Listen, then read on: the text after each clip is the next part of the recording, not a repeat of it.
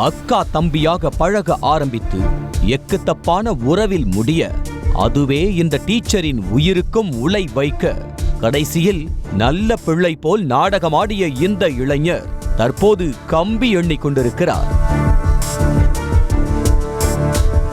கர்நாடகா மாநிலம் மாண்டியா மாவட்டம் பாண்டவப்பூர் மாணிக்கியனஹள்ளி கிராமத்தைச் சேர்ந்தவர்கள் லோகேஷ் தீபிகா தம்பதி. இவர்களுக்கு 8 வயதில் ஒரு மகள் உள்ளார். 28 வயதான தீபிகா மேலுக்கோட்டில் உள்ள ஒரு தனியார் பள்ளியில் ஆசிரியையாக பணியாற்றி வந்தார். இந்த நிலையில் கடந்த 20ஆம் தேதி வழக்கம் போல பள்ளிக்கு சென்ற தீபிகா வீடு திரும்பவில்லை. இதனால் பதறிய லோகேஷ் தனது மனைவி மாயமானதாக மேலுக்கோட் காவல் நிலையத்தில் புகார் அளித்தார். இதனிடையே மேலுக்கோட் யோக நரசிம்மசுவாமி கோவில் மலையடிவாரத்தில் கழுகுகள் வட்டமடித்துக் கொண்டிருக்க பாதி புதைக்கப்பட்ட நிலையில் பெண் ஒருவரது சடலம் உள்ளதாக அப்பகுதி மக்கள் போலீசாருக்கு தகவல் கொடுத்தனர். இதனை அடுத்து அங்கு வந்த போலீசார் பாதி அழுகிய நிலையில் மண்ணில் புதைக்கப்பட்டிருந்த தீபிகாவின் சடலத்தை மீட்டனர். ரீல்ஸ் வீடியோ வெளியிடுவதில் ஆர்வமாக இருந்த தீபிகாவை சமூக வலைத்தளங்களில் அவருடன் பழக்கமானவர்கள் யாரேனும் கொலை செய்தார்களா என்ற கோணத்தில் விசாரணையில் இறங்கிய போலீசார் தீபிகாவின் குடும்பத்தினரிடமும் விசாரித்தனர்.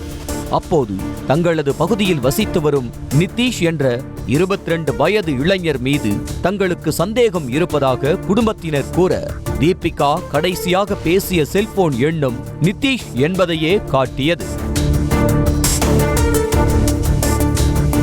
இதனை அடுத்து தலைமறைவாக இருந்த நிதிஷை விஜயநகரா ஹாஸ்பிட்டலில் போலீசார் கைது செய்தனர். பின்னர் மேற்கொண்ட விசாரணையில் பல அதிர்ச்சி தகவல் வெளியாகியது. கடந்த 2 ஆண்டுகளுக்கு முன்பு அக்கா தம்பியாக பழக ஆரம்பித்த தீபிகாவுக்கும் நிதிஷுக்கும் நாட்கள் செல்ல செல்ல தகாத உறவு ஏற்பட்டுள்ளது. இதை அறிந்த தீபிகாவின் கணவர் இனிமேல் அவனிடம் பேசினால் விவாகரத்துதான் என கண்டிக்க நிதிஷிடம் பேசுவதையே நிறுத்தினார் தீபிகா. ஆனால் தன்னுடன் பேசும்படி தீபிகாவை விடாமல் தொல்லைக்கு மேல் தொல்லை கொடுத்த நிதிஷ் கடந்த 20ஆம் தேதி தனக்கு பிறந்த நாள் இன்று ஒரு நாள் மட்டும் தன்னை நேரில் வந்து பார்க்கும்படி கெஞ்சி உள்ளார்.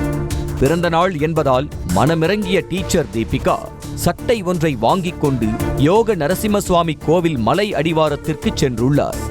அங்கு வைத்து தன்னிடம் தினமும் பேசுமாறு மிரட்டிய நிதிஷ் தீபிகாவிடம் சண்டை போட்டார். ஒரு கட்டத்தில் ஆத்திரம் தலைக்கேறியதால் தீபிகாவின் துப்பட்டாவால் அவரது கழுத்தை நெரித்து கொலை செய்தார் நிதிஷ்.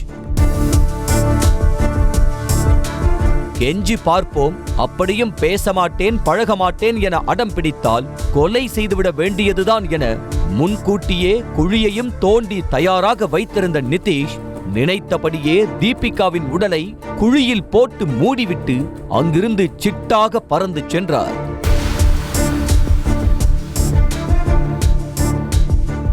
இது ஒருபுறம் இருக்க தீபிகாவை காணவில்லை என்பதால் உறவினர்கள் நண்பர்கள் என தெரிந்தவர்கள் அனைவருக்கும் போன் செய்து விசாரித்த டீச்சரின் பெற்றோர் நிதிஷிடமும் விசாரித்துள்ளனர். அப்போது தான் பார்க்கவே இல்லை, அக்காவோடு தான் பேசுவதே இல்லை என முழு பூசணிக்காயை சோற்றில் மறைத்த நிதிஷ் அடிக்கடி தீபிகாவின் தந்தைக்கு போன் பண்ணி அக்கா வந்துவிட்டாரா என நல்ல பிள்ளை போல் நாடகமும் ஆடி உள்ளார். செய்திகளை உடனுக்குடனும் துல்லியமாகவும் தெரிந்து கொள்ள சப்ஸ்கிரைப் பண்ணுங்க.